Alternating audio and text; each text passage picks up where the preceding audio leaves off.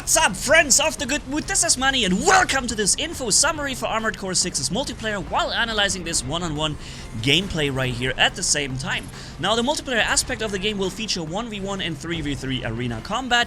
Ranked modes and leaderboards are a possibility, as we have been told to stay tuned on more potential info on that. However, clan systems or online territory battles were clearly negated, and also there doesn't seem to be any co-op coming anytime soon. However, since multiplayer is a topic, we can still also connect a little more through the online build sharing feature of Armored Core 6, allowing me to do what I've been doing for the last years as well, finding out the most specific fun trolling builds or the most universal boss setups, and showing you gameplay, providing you the build code, and if you can afford the parts, you copy it from my videos, pop, and run around as that yourself, try it out for yourselves.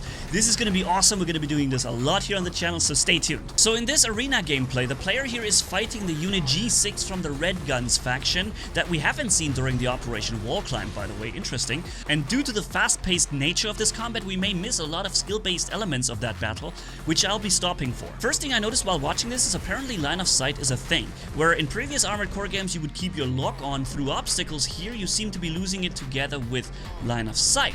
Possibly the scanning ability we've seen in other parts of the game could help out with that, but I haven't seen that being used in arena battles yet. Furthermore, the player is using light reverse joint legs that, together with great input skills, make him extremely hard to hit and very maneuverable.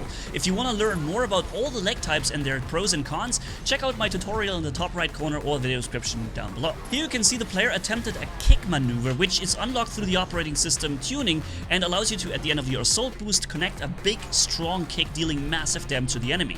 However, if you miss like he did here, it leaves you open for a counterattack quite a long time. In the next situation, you can see the player is taking too much impact damage in a short amount of time, resulting in ACS strain or overload, getting him staggered and taking double damage for a short time. In this moment here it began, you can see that he was close to the enemy and took a massive hit, dealing 944 damage at once and filling up that stagger bar almost entirely. And the next set of rockets hit him from the side, staggering him, leaving him very vulnerable. Something you definitely want to try and avoid when you're playing against other players, or even bosses for that matter, because they can punish you so hard afterwards while you're staggered taking double damage. He does it here to the enemy player as well, and the replay shows very well that even after being immobilized, you're still going to have that ACS overload effect on you for a little while after taking double damage all that time. Upon taking a closer look, you'll also find that the player is not using the usual two-arm, two-shoulder weapons that we've seen in many other gameplay situations.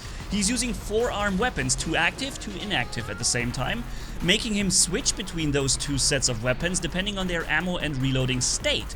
And that system is known from Armored Core 5 sequel Verdict Day, and in Armored Core 6 will be unlocked through the Operation System tuning. It basically allows a skilled player to output more firepower in exchange for a higher micromanaging of his weapon systems. Here you can see the player did the right move at the wrong time. He was close and wanted to use the laser blade for a massive melee strike, but in that very moment, maybe the enemy baited him for that, hit him with that big rocket launcher from before too, and got him staggered again. From what I gather here, without having played the game myself yet, it seems that the player is having target assist on. However, as soon as he touches the right thumbstick, which he does a lot in this gameplay, he controls the camera manually and where he looks at. As soon as he lets go, he will refocus back on the locked on target.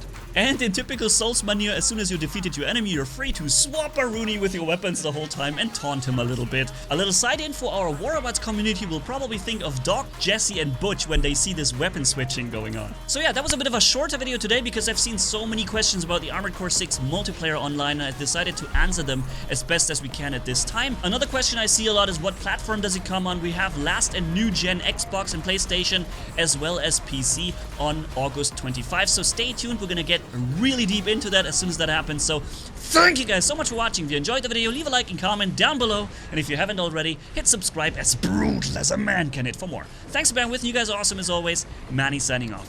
Bye bye.